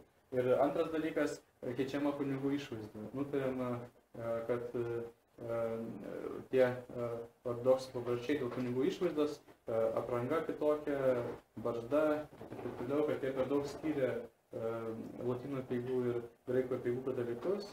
Ir tada tiesiog priimamas nutarimas, kad kunigams skust barzdas, dėti paprastas sutanas ir taip toliau, ir suvienodinama kunigų išvaizda graikų apeigų katalikų ir lotynų apeigų katalikų. Įdomus aspektas, kad XIX amžiuje, kai pirmas ortodoksų Vilniaus metropolijos vyskupas Juozapas Simaška rašo apie išvaizdą, tai panašu, kad ir ortodoksų kunigai, kurie gyvena šitose žemėse, jie pradėjo sekti unitų pavyzdžių ir nebenešiot barzdų ir dėvėti kitokiais šiek tiek rūbais, nes XIX amžiuje vyksta kampanija priversti visus ortodoksų dvasininkus laikyti barzdas ir nešioti maskvietiškus rūbus. Ir tarp kitko įdomi viena detalė, iki šiol galiojanti, kad jeigu mes užeisim į Ukrainą, į Maskvos patriarchato bažnyčią ir į graikų apeigų katalikų bažnyčią, tai mes pamatysim, kad graikų apeigų katalikų bažnyčiai liturginė apranga yra kaip Konstantinopolio patriarchato, tai yra graikų tradicijos apranga, ne rusų tradicijos. Tai čia būtent yra susijęs su to, kad unija buvo iki tol, kol priklausė šitą bažnyčią Maskvos patriarchatą. Na ir taip pat vyksta pokyčiai bažnytiniame mene, tai yra katalikiška architektūra naudojama pasonytus ir naikinami, pavyzdžiui, ikonastasai ir kitos architektūros detalės būdingos ortodoksų cerkvėm. Taip pat atsiranda klausyklų analogijų, kur ir įprastas klausyklas, dabar tai būna tokias kėdės su tokiu atsiklaupčia kunigo, atsiranda komuniją klūpint ir kiti papročiai siejami su lotynų apeigų katalikybė. Atsiranda adoracija, atsiranda, kaip sakiau, Corpus Christi šventė dabar yra.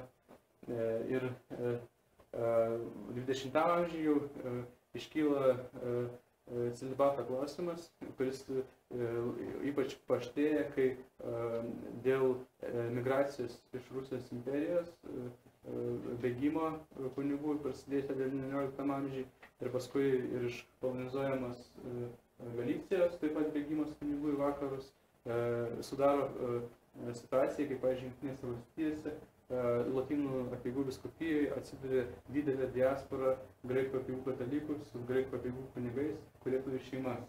Ir tada lotynų apeigų katalikai, jie nesupranta, kaip gali katalikų kunigas turėti šeimą ir turėti vaikus ir visą tai legaliai ir taip toliau.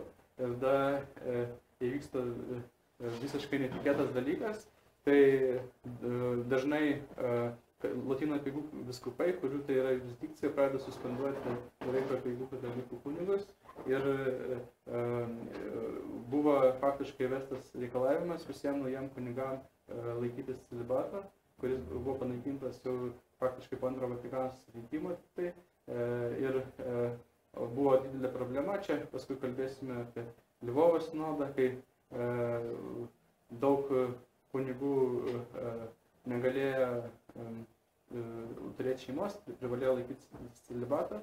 Ir tada,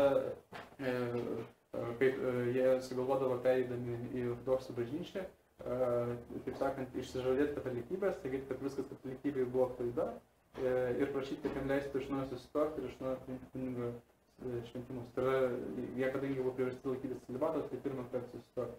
Tai buvo tokių, iš tikrųjų nelabai iš vis toks teologiškai suvokiamas dalykas, bet situacija tokia susidarė, žodžiu, kad buvo visgi priversta laikytis celibatą, nes kai savo Ukrainai ten kunigai turėjo šeimas, tai buvo suprantama, o kai tie kunigai su šeimom pradėjo vežtis į vakarus, tai jau pasidarė kažkaip keista, kodėl taip yra. Na ir čia pavyzdžiai šiuolaikinėse apeigose lotinizacijos, tai krikštas nepanardinant vaiko į vandenį, o apipilant vandenį, tai katalikų bažnyčiai. Ir antras pavyzdys, čia matote šiaip su graikiška apranga, Konstantinopolio patriarchato kunigas, ir jis teikia komuniją klūpinčiam vienuoliam, tai yra, ko ortodoksų bažnyčiai nėra. Na ir norėjau palyginti tradicinės tokias cerkves ortodoksų su Lvovo, čia taip pat tradicinis interjeras, Ir štai mes matome Lvovo Švento Jurgio graikų apeigų katalikų bažnyčią, tai unitų bažnyčia, pastatyta baroko stiliumi. Matome, kad iš viso jau grynai katalikiška architektūra. Čia jau matytas dvi skulptūros, popiežiaus ir patriarcho. Ir čia interjeras bažnyčios. Žinoma, Lietuvoje, Baltarusijoje gyvenantiems žmonėms tai yra ne tiek neįprasta, nes mūsų Šventosios Dvasios vienuolynas, jisai šiaip irgi buvo pastatytas baroko. Išorė taip pat buvo barokinė, bet Muravjovo laikais po sukilimą liepė panaikinti katalikiškos architektūros elementus, ortodoksų cerkvių architektūrai, ir tai buvo išlygintas sienos. Ir mes matom, kad netgi kontūras pats bažnyčios yra katalikiškas, išlikęs. Ir forma katalikiško kryžiaus formos, o visas interjeras likęs barokinis. O čia yra Minsko Šventosios Dvasios katedra, taip pat pagrindinė tokia katedra. Šiuo atveju jau jinai visgi buvusi yra katalikų bažnyčia. Šventosios Dvasios vienuolynas Vilniaus niekada nebuvo katalikų bažnyčia. Ir čia mes matome irgi tipinį katalikišką tą interjerą. Ir kaip sakiau, tas vadinamas Baltarusijos istoriografiko-nitiškasis barokas nelabai stebina Baltarusijos, Ukrainos gyventojus, bet visgi Šventojo Jurgio katedra, jinai labai smarkiai savo interjerų išsiskiria iš bet kokios rytų apeigų cerkvės.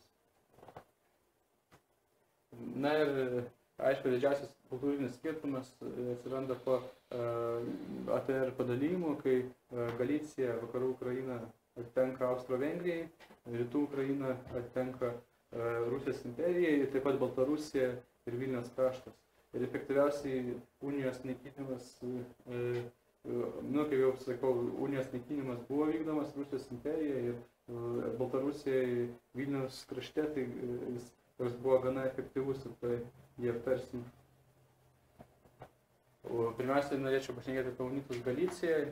Tai bendrai apibendrinant unitų Galicijoje istoriją visą galima apibendrinti tokius punktus, kad iš pradžių susidūrint su Austrais, jie patyrė tam tikrą lautinizaciją, bet po to, kai buvo Rusijos imperijoje efektyviai persikėjimo unija, tai buvo Galicijos viduje atkurta metropolija, hierarchinė unijos valdžia ir faktiškai ten ir laikėsi unija, kai Rusijos imperija buvo persikėjama.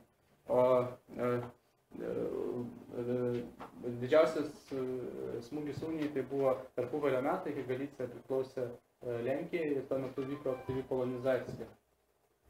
O kova su unija Rusija prasidėjo iš karto po padalijimo ir vyko vienuolynų mokyklų kongregacijų naikinimas, kunigų trėmimas unitų. Čia minimas 94 metais įkurta Viktoro Svatkovskio misija, kuri siekia būtent unitų grąžinimo į ortodoksų bažnyčią. Ir svarbiausias įvykis yra Polotskos susirinkimas 39 metais, kai Vilniaus ir Lietuvos metropolitas unitų Josifas Semaško, jisai kartu su 1 milijonu unitų prisijungė prie ortodoksų bažnyčios. Ir Josifas Semaško, jisai po to, kaip sakiau, vykdo aktyvę papročių keitimo politiką, suvienodina papročius čia ir Maskvoje. Ir jo asmenybė labiausiai kontroversiška dėl to, kad jis bendradarbiavo su generalgubernatoriumi Muravjovu šitame reikale visame. Ir taip pat jis rėmė aktyvę rusifikaciją. Tai yra, pavyzdžiui, sieja, kad visur pamokslai būtų skaitomi rusų kalba, jokių būdų ne lenkų ar ne kokia labiau liaudiška, o kad būtų skaitomi rusų kalba. Dėl to dabar buvo netaip seniai kalbos apie galimą jo kanonizaciją dėl to 1 milijono unitų grąžinimo į bažnyčią, bet kas aptemdė visą tą klausimą, kad jisai aktyviai kolaboravo su imperijos politika. Ir po to, po Polotskos susirinkimo, formaliai unija yra likviduojama ir paskutinės struktūros 75 metais likviduojamas ir kartais yra juokaujama apie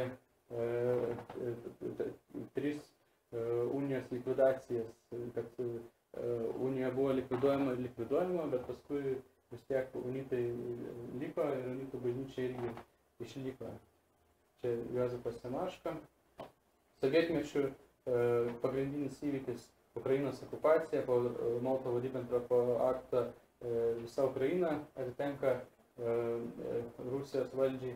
Ir tada rengiamas 46 metais Lvovo sinodas, šiaip nuo 39 ten prasideda graikų apeigų kunigų trėmimai ir aktyvus persiekimas. 46 metais visi Ukrainos graikų apeigų katalikų vyskupai, absoliučiai visi yra įkalinami.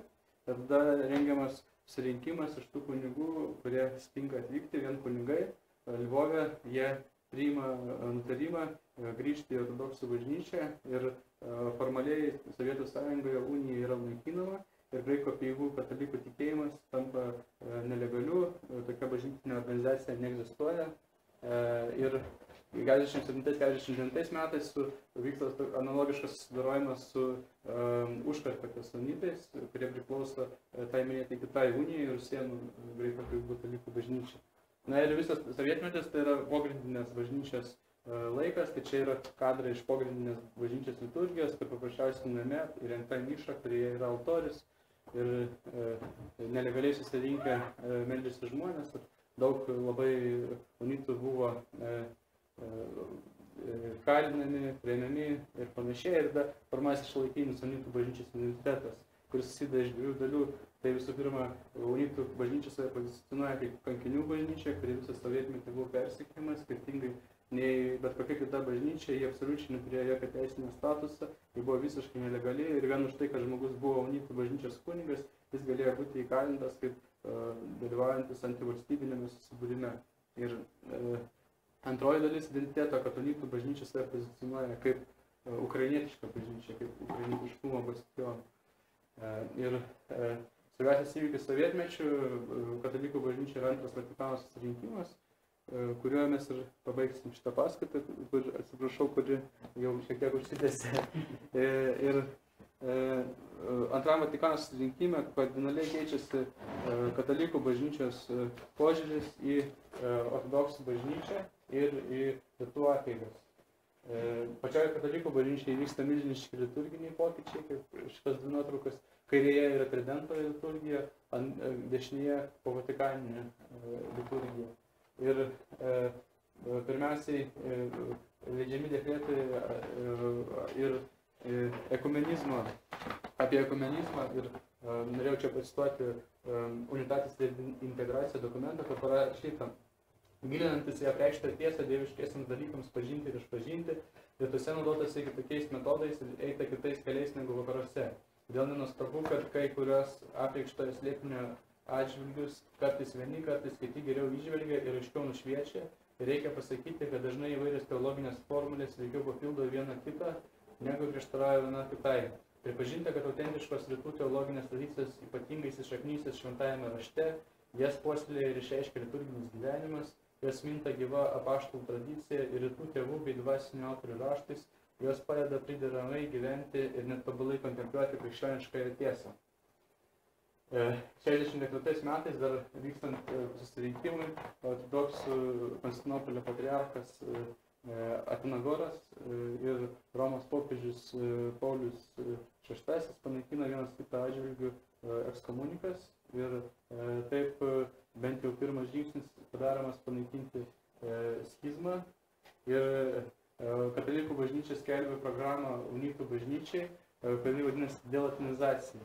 Katalikų bažnyčia savo dokumente Orientalium Ecclesiarium rašo: rytų, tai turime omeny unitų, ir vakarų bažnyčios iš dalies viena nuo kitos skiriasi savo apeigomis, tai yra liturgija, bažnytinė drausmė ir dvasinį paveldą, tačiau visos jos lygiai patikėtos Romos popiežiaus, kuris kaip Petro įpėdinis dieviškąją teisę ir paveldį pirmenybę visai bažnyčioje pastarąjį valdžiai.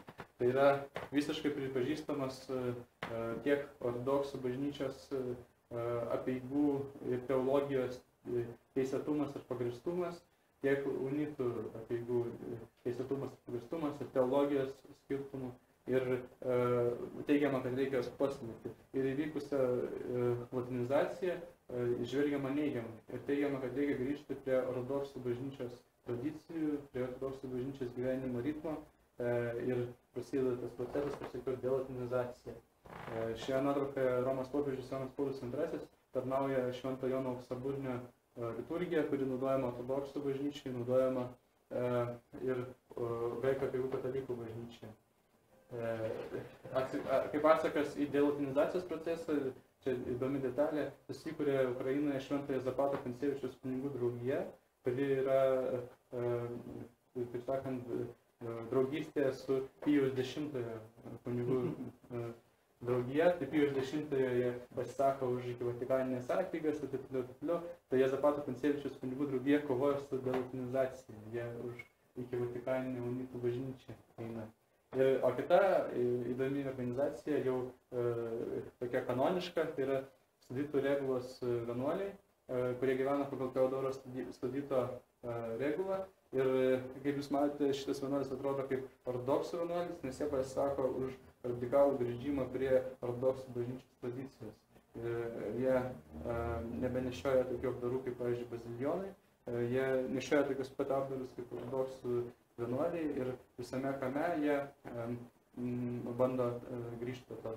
Ir dabar, kaip šnekant geopolitiškai, tai vat būtent iš tikro šiuo metu Ukrainoje, Kijeve, kai Sviatoslavas Ševčiukas tapo valdančiuoju vyskupu, tai būtent Studitų įtaka labai sustiprėjo Ukrainoje. 1990 baigėsi pogrindis ir vienas pagrindinių momentų yra Gorbačiovo ir popiežiaus susitikimas, kurio metu Gorbačiovas sutinka grąžinti Ukrainos graikų apeigų katalikų bažnyčiai teisinį statusą, bažnyčia legalizuojama ir vienas pirmųjų procesų, kuris vyksta, tai yra milžiniškas konfliktas su ortodoksais, nes visas absoliučiai unitų turtas yra konfiskuotas ir vienas unitų bažnyčios yra paverstas sandėliais, muziejais ir taip toliau, o kitas priklauso ortodoksui. Ortodoksai iš viso, netgi paimti taip kultūriškai, tai man asmeniškai tą dvasią 90-ųjų geriausiai išreiškia vienos ukrainietės tokia frazė, jis sako, kas tie sako, graikai, greko katolikai, sako, yra pravoslavnė, kurie žegnojasi iš dešinės į kairę. Sako, yra katolikai, kurie iš kairės į dešinę. O kas čia žegnojasi iš dešinės į kairę ir katalikai, sako, kaip tai gali būti. Tai čia, sako, išsigalvojimas kažkoks. Tai va čia iš tikrųjų išreiškia labai nuoširdžią liaudės reakciją tai, kas vyko. Nes šiandien, jeigu kalbėsiu ortodoksų bažnyčios nariais, pavyzdžiui, kaip ir Rusas Lietuvos, daug kas jų nesupranta, kas ta unija yra ir kodėl iš vis tai atsirado ir kodėl jie pradėjo reikalauti cerkvių. Ir kadangi tokia situacija buvo, Ukrainos administracinė valdžia, ji skirtingai negu Lietuvoje nebandė kažkaip moderuoti religinių bendruomenių santykių. Tai gausi situacija, kai absoliučiai viską, pradedant Švento Jurgio katedrą pagrindinę Lvove, absoliučiai visą pirmąjį turtą unitai atsiminėja jėga. Tai jie išvarinėja ortodoksus iš jų cerkvių, vyksta bado streikai, muštynės ir taip toliau. Ir tai galima pamatyti iki šiandien. Tai grinai yra reali kova, realus smurtas dėl bažnytinio turto, dėl cerkvių, dėl ikonų ir panašiai.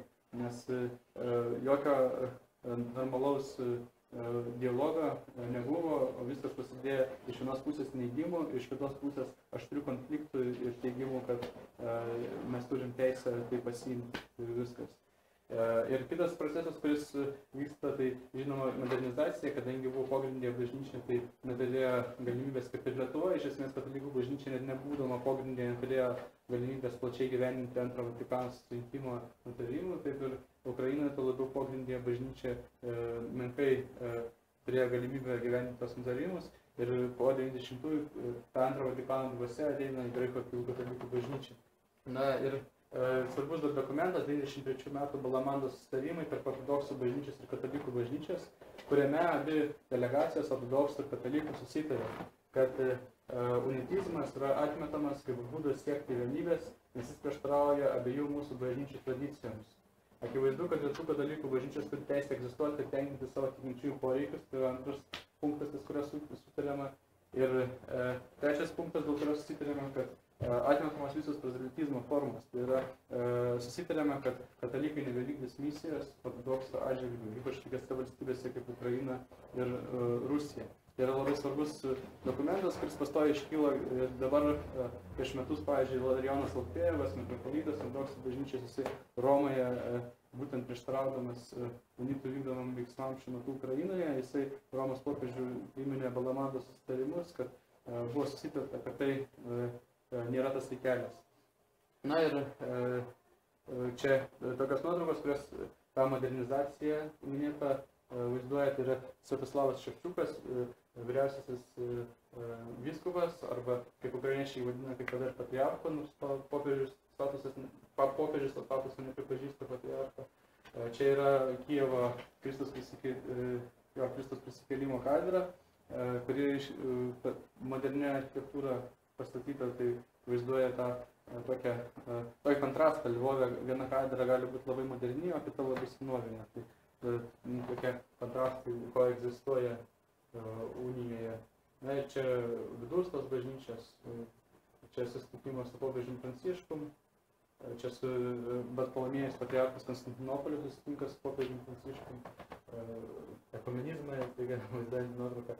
Ir paskutinis dokumentas dar, iš kurio norėjau įterpti citatą, tai yra tikėjimo mokymo kongregacijos deklaracija Dominus Jėzus, kurioje tikėjimo išpažinimas katalikų bažnyčios įdėtas yra Berklijofe ir parašyta: ortodoksų bažnyčia yra netobuloje komunijoje su katalikų bažnyčia, surinkta su ją artimiausių ryšių priemonė, tai yra apaštališka įpėdinystė ir galiojančia Eucharistija.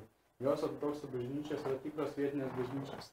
Tai yra faktiškai po Antro Vatikano susitikimo įvyksta toksai smarkus posūkis, kad dabar jau pripažįstama, kad ortodoksų bažnyčios yra tikros vietinės bažnyčios, kurių sakramentai yra tikri, kurių nereikia atvertinėti tikinčiųjų katalikų tikėjimą, o su kuriuom reikia aukščiausių lygių tartis dėl vienybės atkūrimo, tai yra administracinių aukščiausių lygių tartis, bet kurie yra normalūs krikščionys su normaliom apeigom ir normalia teologija.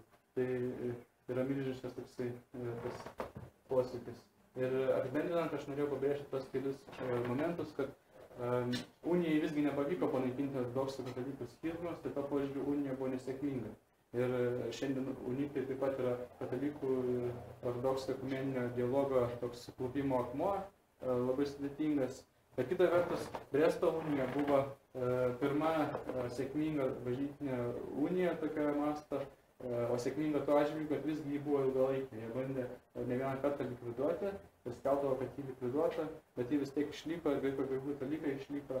Ir visgi ta unija jau yra įvykęs faktas ir egzistuoja graikų apeigų dalykų bažnyčia ir Balamanų susitarimai taip pripažįsta, kad jau tai yra faktas, su kuria abi pusės turi taikytis toks egzistavimas bažnyčios. Na ir taip, ir paskutinis dar aspektas, kad unija tam tikrų būdų, dėl ko ir ortodoksai jos neskubėjo priminti, jį įvykdė tam tikrų būdų kaip pasidalinimą katalikų bažnyčiai, nes kodėl vyko ta latinizacija ir panašiai, nes unitai po Bresto unijos ilgą laiką jautėsi antrarūšiais katalikais, Austro-Vengrai iš pradžios vadino šunimis ir sakė, kad jų apeigos šuniškos, tik vėliau Austro-Vengrai pasidarė tolerantiškesni tom apeigom, matydami, kaip Rusija jie yra persekiami. Ir ilgai jų santykius tvarkė tikėjimo propagandos kongregacija, kuri užsiimdavo santykiais su kitatikiais ir faktiškai tik po Antro Vatikano susirinkimo įvyksta normalus pilnateisis pripažinimas unitų kaip lygiaverčių katalikų, visiškai lygiaverčių. Bet visgi išlieka tas skirtumas, kad unitai neturi teisės pereiti į lotynų rytą ir lotynų apeigų katalikai negali pereiti į rytų rytą. Ir dar kartais būna problemų unitam ir katalikam vienas pas kitą priimti komuniją be savo vyskupų leidimų arba ten tarnauti apeigas. Bet čia jau atskira tema, daug kur tai yra šiandien jau taip pat žmogiškai supaprastinta, bet realiai dabar keista padėtis yra, kaip pavyzdžiui, Ukrainoje unitai meldžiasi pagal seną kalendorių, Lietuvoje unitai meldžiasi pagal naują kalendorių ir katalikai, aišku, meldžiasi pagal naują kalendorių. Ir tokias keistenybės įvairios, kad katalikų bažnyčių, kaip sakiau, yra 97 ar kiek procentų visi vienodi ir yra unyti. Tai mano nuomonė, kad tai yra didelė kliūtis unijos tikslam ir sėkmingumui, dėl ko ir ji tokia buvo nesėkminga. Tai ačiū Jums už dėmesį ir ypač už tai, kad dėmesys buvo išlaikytas net prailgus paskaitai. Taip, paklausinėkime. Aha, gal tuoj Kiek turim laiko?